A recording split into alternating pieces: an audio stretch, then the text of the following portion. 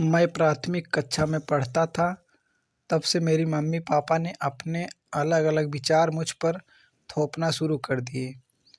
उन दोनों में से किसी ने भी नहीं सोचा कि मैं क्या बनना चाहता हूँ। मुझे हमेशा कहानी व कविता पढ़ने में रुचि रही। मुझे हमेशा लगा मैं गलत हूँ। मुझे मम्मी की बात माननी चाहिए कि पापा की। कभी मुझे लगता पापा सही तो कभी लगता कि मम्मी सही हैं। दोनों की बात एक साथ मान नहीं सकता ना। मैं क्या करूं?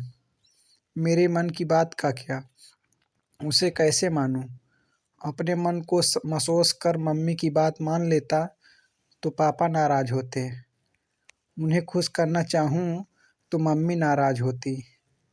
मैं आपको बताना भूल गया, मेरी मम्मी की आवाज़ बहुत ही मधुर है। वह बहुत अच्छा गाती भी हैं, पर उन्हें गायन की शिक्षा नहीं मिल सकी। उनका जन्म गरीब परिवार में हुआ। वे 4 भाई-बहन थे। उनके परिवार में सिर्फ उनके पापा ही एकमात्र कमाने वाले थे। तब उन्हें खाना-पीना व पढ़ाई के ही लाले पड़े थे। वहाँ उनको गाने की तालीम कौन दिलाता? अब मम्मी चाहती हैं कि मैं तो ऑफिस में नौकरी करती हूँ, वह मेरा एक ही बेटा है, इसे गायन की तालीम दिलाऊँ। मुझे गाना अच्छा लगता है, किसे गाना अच्छा नहीं लगता? क्या मैं औरंगज़ेब हूँ जो गाने से नफ़रत करता हूँ? पर पढ़ाई में भी मेरी रुचि है। मैं शौक के लिए गाना तो चाहता हूँ, पर सारे दिन उसी के लिए व्यतीत करना मुझे मंजूर नहीं।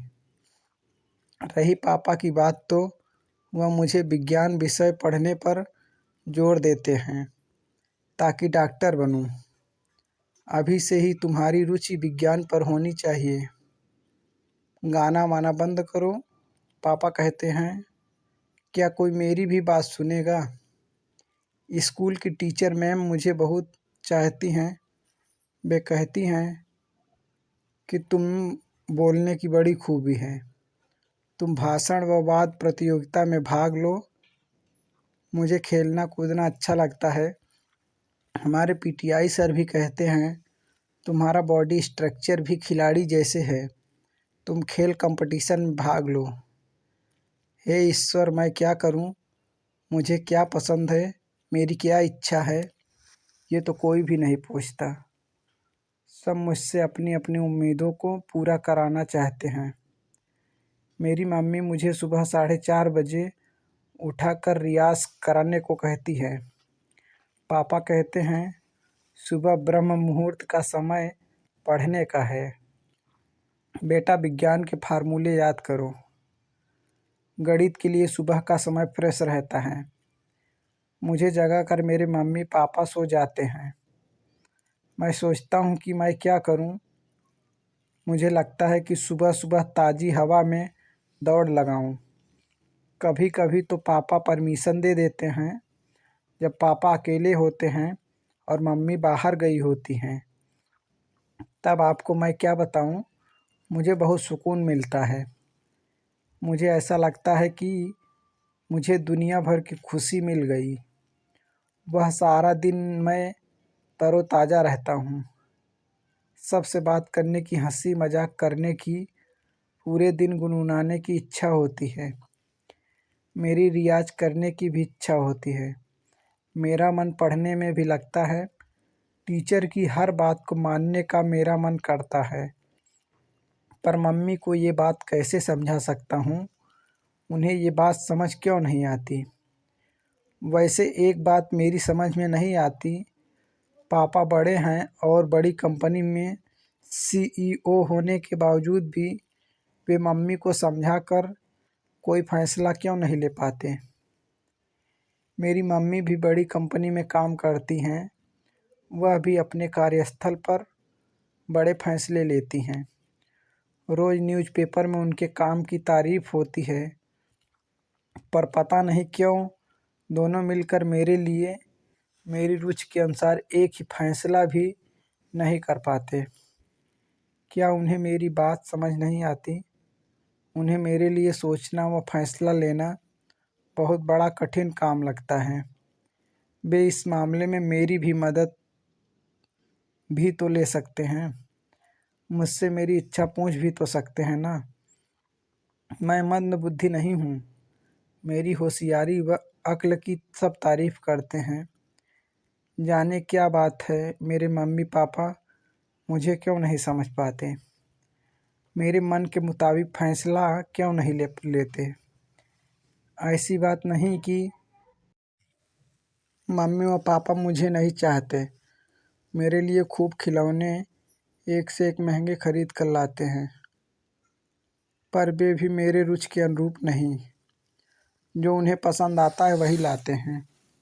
मुझे कोई बताए, क्या वे खिलौनों से खेलेंगे? मुझे ही तो खेलना है। फिर क्या बात है? मेरी छोटी सी अक्ल में ये बात नहीं आती। वे कहते हैं, तुझे नहीं पता है ये खिलौने कितने महंगे हैं। कितने भी महंगे हों, क्या फ़र्क पड़ता है। मैं शाम को अपने बराबर के बच्चों के साथ खेल नहीं सकता। शाम को रानी आंटी के साथ खिलौनों से बरामदे में ही खेलो, ये कोई बात है? रानी आंटी कहती हैं, थक गए हो बच्चे, स्कूल से पढ़कर आए हो, खाना खाकर सो जाओ, फिर आपको पढ़ाने के लिए टीचर आएंगी। मैं तो थका ही नहीं। मुझे लगता है रानी आंटी थक जाती हैं। वह चाहती हैं कि मैं सोऊंगा तो वह भी सो जाएंगी। मुझे लगता है ठीक है, मैं सो जाता हूँ ताकि आंटी को आराम मिले। पर यहाँ भी मेरी इच्छा पूरी नहीं हुई। सोकर उठूँगा तो टीचर आ जाती हैं पढ़ाने। वह भी वही पढ़ाती हैं जो उन्हें पढ़ाना हो। मैं मेरे हम उम्र के बच्चों के साथ कब खेलूं? रानी आंटी कहती हैं, अब शाम हो रही है, बाहर मच्छर हो जाते हैं, उसके काटते तुम बीमार हो जाओगे। मेरे सारे दोस्त खेलते हैं, वे बीमार नहीं होते, फिर मैं ही कैसे हो जाऊंगा। रानी आंटी का बेटा तो खेलता है, वह मुझे भी खेलने बुलाता है, पर आंटी नहीं खेलने देती। मैं रोज़ सोचता हूँ, किसी दिन मम्मी पापा दोनों शाम को जल्दी आ जाएं तो मेरी समस्या उनके सामने रखूं, पर ऐसा कभी होता ही नहीं। कभी हो भी जाए, जैसे दोनों जल्दी आ गए तो मैं उनके पास जाऊं और बोलूं, उसके पहले ही दोनों मुझ पर अपनी अपनी बातें थोपने लगते हैं। उन्हें अक्सर पार्टियों में भी जाना होता है। पार्टियां तो देर रात तक चलती हैं। तब मुझे तो आंटी के बदले रामू काका के साथ रात गुजारनी पड़ती है। रामू काका मुझसे तो बात नहीं करते, पर पता नहीं मोबाइल में गंदी गंदी फोटोओं को देखते रहते हैं। मेरा मन अकेले ही नहीं लगता, मैं बोर होता हूँ तो वे कहते हैं, तू भी इसे देख ले। अरे इसमें तो अंकल आंटी गंदे गंदे काम कर रहे हैं। मैं मेरे पापा मम्मी से कह भी नहीं सकता, क्योंकि कहने पर रामू काका को वे आने नहीं देंगे, तो रात को मैं कैसे अकेले रहूँगा। मेरे दोस्तों के घर तो सबके भाई बहन हैं, वे साथ साथ रहते हैं, पर मैं तो अकेला ही ठहरा। मेरे स्कूल के साथी कहते हैं, तू तो बड़ा लकी है रे, इकलौता मम्मी पापा का। दोनों बड़ी पोस्ट पर हैं, खूब कमाते हैं, तेरी तो मौज ही मौज है। ऐसा कहकर वे मुझसे ईर्ष्या करते हैं।